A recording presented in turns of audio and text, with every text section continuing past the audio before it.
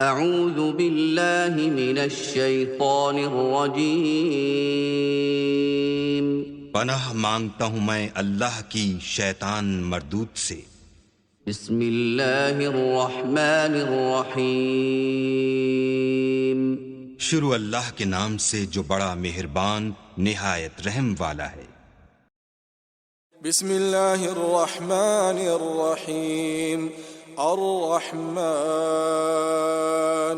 علم القرآن خلق الإنسان علمه البيان الشمس والقمر بحسبان والنجم والشجر يسجدان والسماء رفعها ووضع الميزان ألا تطغوا في الميزان وأقيموا الوزن بالقسط ولا تخسروا الميزان والأرض وضعها للأنام فيها فاكهة والنخل ذات الأكمام والحب ذو العصف والريحان فبأي آلاء ربكما تكذبان خلق الإنسان من صلصال كالفخار وخلق الجان من مارج من نار فبأي آلاء ربكما تكذبان رب المشرقين ورب المغربين فبأي آلاء ربكما تكذبان مرج البحرين يلتقيان بينهما برزخ لا يبغيان فبأي آلاء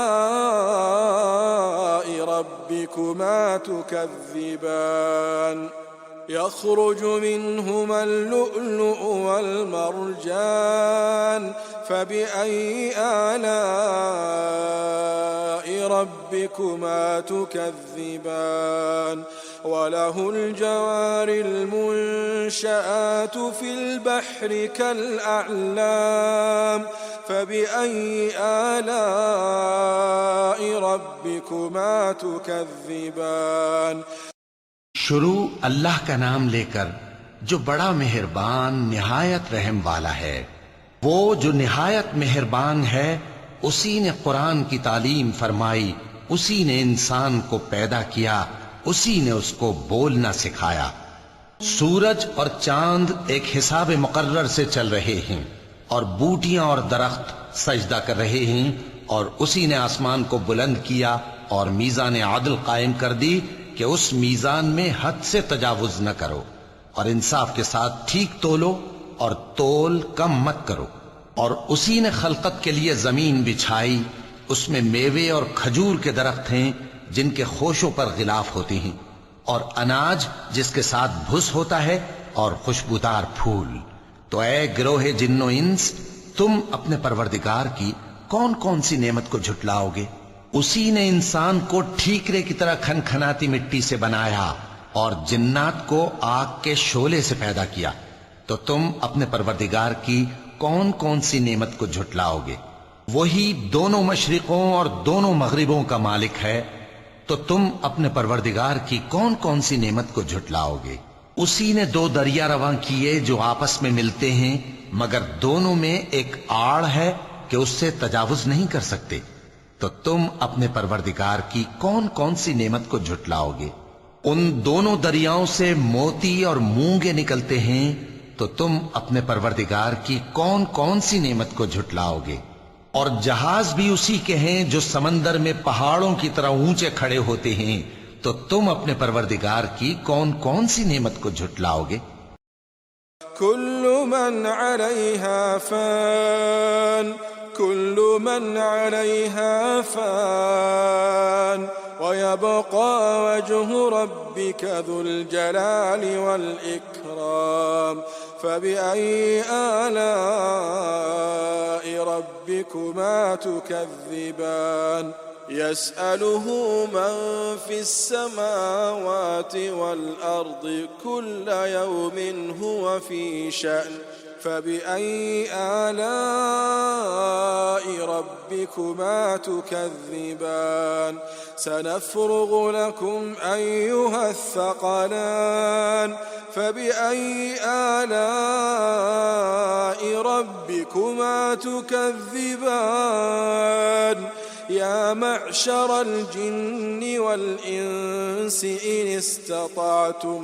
إن استطعتم أن تنفذوا من أقطار السماوات والأرض فانفذوا لا تنفذون إلا بسلطان فبأي آلاء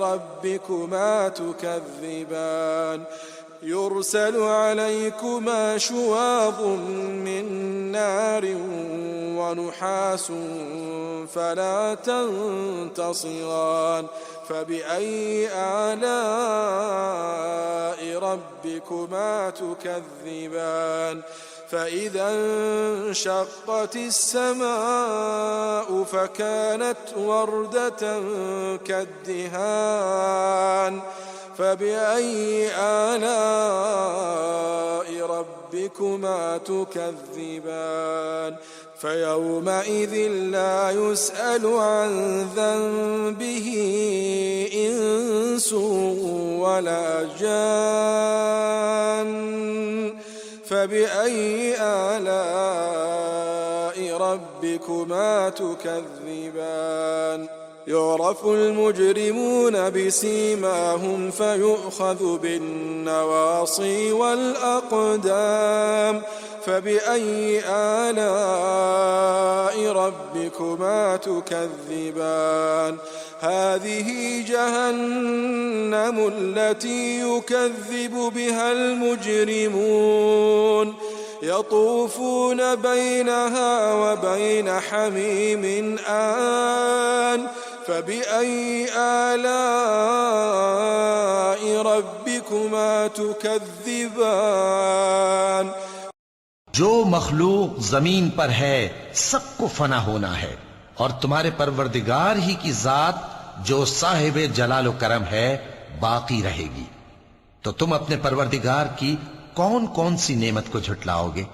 आसमान और जमीन में जितने लोग हैं सब उसी से मांगते हैं, वो हर रोज किसी न किसी काम में होता है। तो तुम अपने परवरदिगार की कौन कौन सी नेमत को झुटलाओगे? ए दोनों जमातों, हम अन करीब तुम्हारी तरफ मुतवज्जे होते हैं, तो तुम अपने परवरदिगार की कौन कौन सी नेमत को झुटलाओगे? ए गिरोहे जिन्नो इंस, अगर तुम्हें कुदरत हो कि आसमान और जमीन के किनारों से निकल जाओ तो निकल जाओ, और जोर के सिवा तो तुम निकल सकने ही के नहीं। तो तुम अपने परवरदिगार की कौन कौन सी नेमत को झुटलाओगे? तुम पर आग के शोले साफ और धुआं मिले छोड़ दिए जाएंगे, तो फिर तुम उनका मुकाबला न कर सकोगे। तो तुम अपने परवरदिगार की कौन कौन सी नेमत को झुटलाओगे? फिर जब आसमान फटकर तेल की तलछट की तरह गुलाबी हो जाएगा तो वो कैसा हौलनाक दिन होगा। तो तुम अपने परवरदिगार की कौन कौन सी नेमत को झुटलाओगे? तो उस रोज न तो किसी इंसान से उसके गुनाहों के बारे में पुरसिश की जाएगी और न किसी जिन से। तो तुम अपने परवरदिगार की कौन कौन सी नेमत को झुटलाओगे?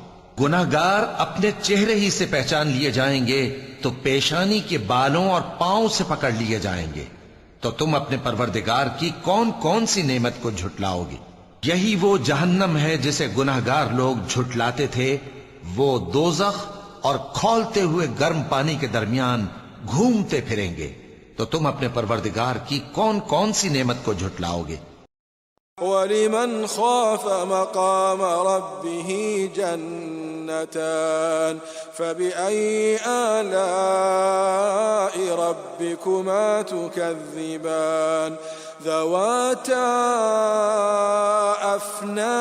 अफ़नान فبأي آلاء ربكما تكذبان فيهما عينان تجريان فبأي آلاء ربكما تكذبان فيهما من كل فاكهة زوجان فبأي آلاء ربكما تكذبان متكئين على فرش بطائنها من استبرق وجنى الجنتين دان فبأي آلاء ربكما تكذبان فيهن قاصرات الطرف لم يطمثهن إنس قبلهم ولا جان فبأي آلاء ربكما تكذبان كأنهن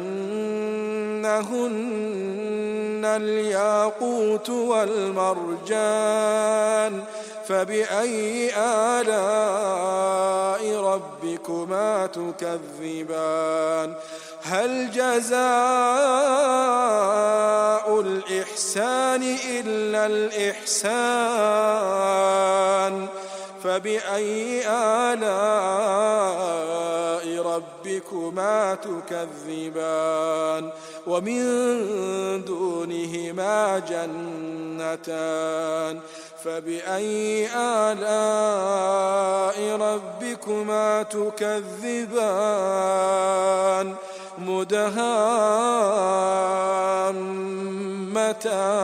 مدهامتان فبأي آلاء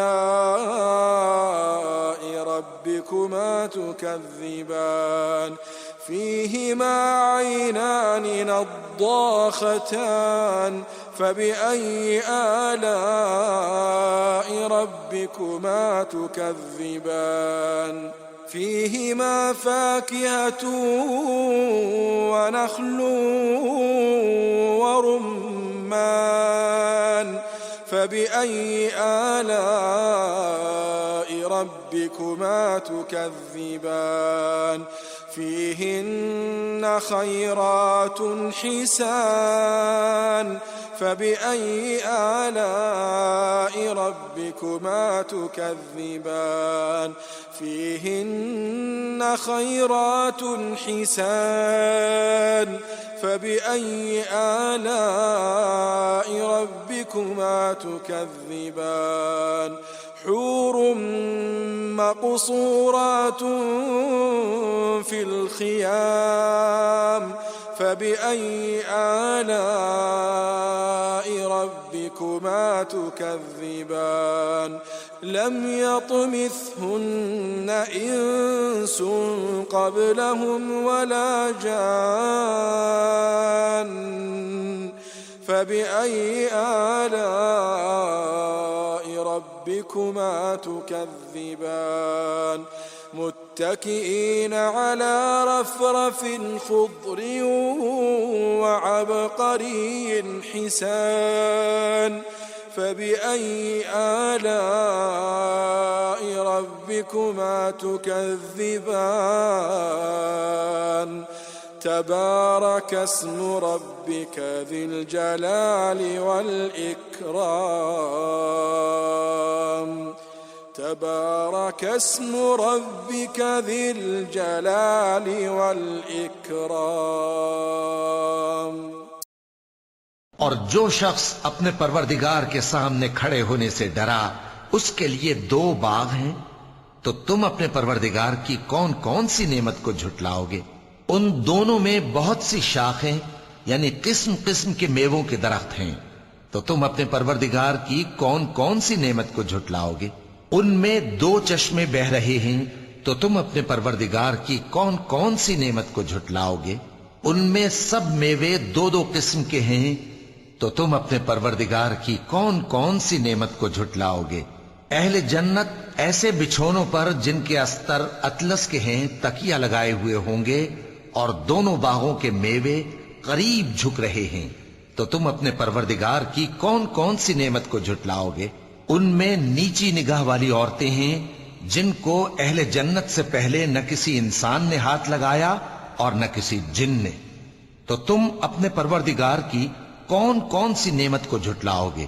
گویا وہ یاقوت اور مرجان ہیں، تو تم اپنے پروردگار کی کون کون سی نعمت کو جھٹلاؤ گے؟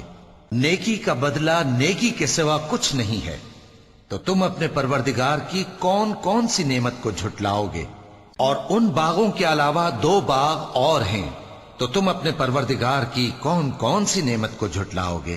دونوں خوب گہرے سبز، تو تم اپنے پروردگار کی کون کون سی نعمت کو جھٹلاؤ گے؟ ان میں 2 چشمے ابل رہے ہیں، تو تم اپنے پروردگار کی کون کون سی نعمت کو جھٹلاؤ گے؟ ان میں میوے اور کھجوریں اور انار ہیں، تو تم اپنے پروردگار کی کون کون سی نعمت کو جھٹلاؤ گے؟ ان میں نیک سیرت خوبصورت عورتیں ہیں، تو تم اپنے پروردگار کی کون کون سی نعمت کو جھٹلاؤ گے؟ وہ حوریں ہیں جو خیموں میں محفوظ ہیں، تو تم اپنے پروردگار کی کون کون سی نعمت کو جھٹلاؤ گے؟ ان کو اہل جنت سے پہلے نہ کسی انسان نے ہاتھ لگایا اور نہ کسی جن نے، تو تم اپنے پروردگار کی کون کون سی نعمت کو جھٹلاؤ گے؟ سبز قالینوں اور نفیس مسندوں پر تکیے لگائے بیٹھے ہوں گے، تو تم اپنے پروردگار کی کون کون سی نعمت کو جھٹلاؤ گے؟ اے نبی صلی اللہ علیہ وآلہ وسلم، تمہارا پروردگار جو صاحب جلال و کرم ہے، اس کا نام بڑا بابرکت ہے۔ صدق اللہ العظیم۔